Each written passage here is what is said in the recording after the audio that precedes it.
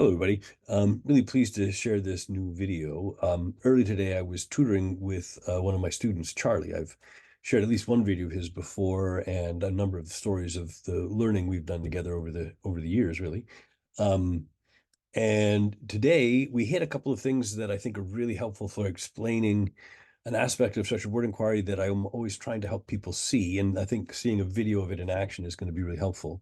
And the idea here is about how once you've developed a good understanding of how to investigate the spelling and meaning connections between words and how that relates to the phonology and the pronunciation, then you can just kind of pull that out when you're studying new things, just to investigate a little word here, maybe you might actually use it for your orthographic learning, but is also you're using orthographic learning to understand the words. And there's two examples I'm sharing today. The first one is, I think, really cool, where we hit a word, and I pick it this time because it was something I wanted to see if he could do. And he spells out loud the structure perfectly.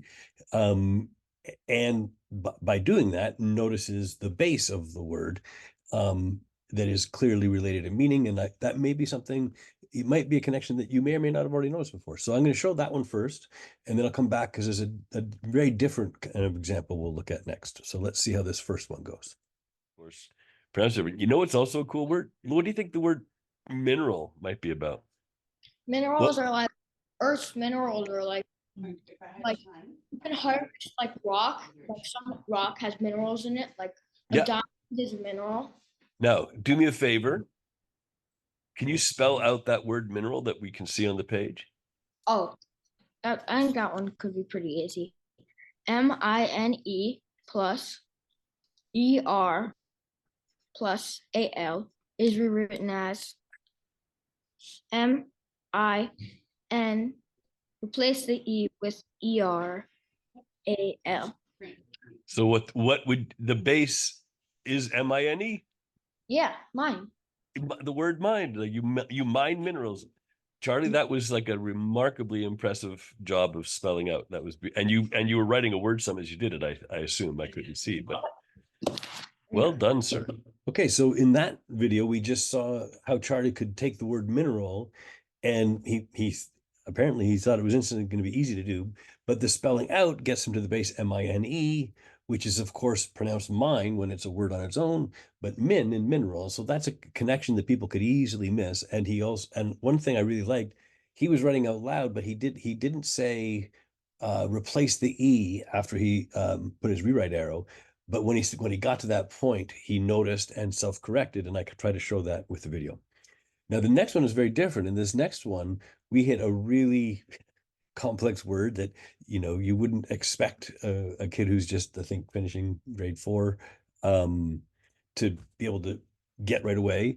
And it's the word, I think it was hydrothermally.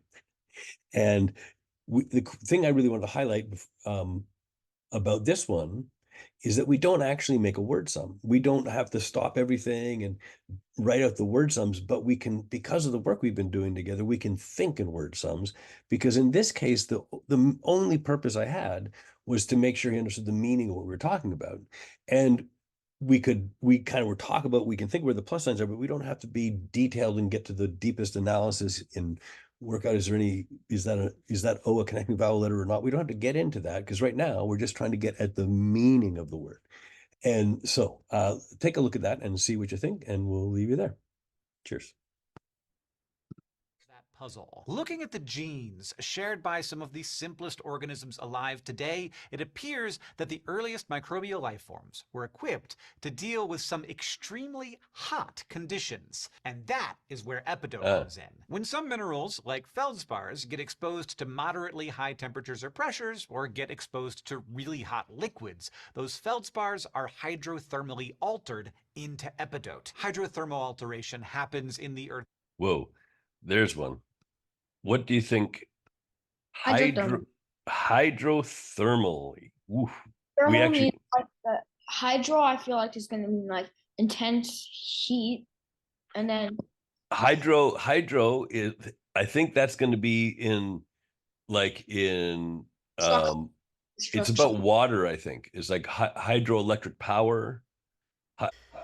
Here we get an example of me not coming up with good examples right away. I should have been, if I could have thought of it, would have been water hydrant and hydrating yourself, then that would be a better signal, but you can't always come up with them. So hydro, I think, is water.